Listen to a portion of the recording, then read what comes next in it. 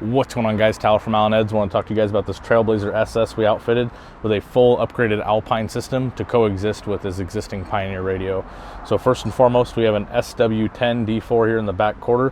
One of the things you're going to notice is we actually went past the plastic and actually used the inner fender's airspace, so we didn't lose much, if actually any, trunk space whatsoever.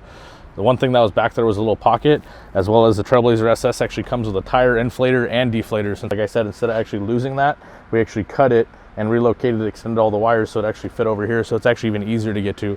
The other thing I wanted to show you guys too is the amplifier. It's got a PDR V75 Alpine amplifier, 5-channel as well. It's actually about 100 watts all the way around and 350 quote unquote to the sub. Actually definitely sees a little bit more wattage than that. Besides that, we actually put a Riding Duo 3 HD camera as well too. I like it 'cause it's got a true metal housing, just like anything Riding. It comes with a 3-year warranty. It's really nice about this location. It looks factory, gives you access to see the bumper as well too, so you can, you know, line it up just about anywhere. Show you what on the inside what that guidelines look like.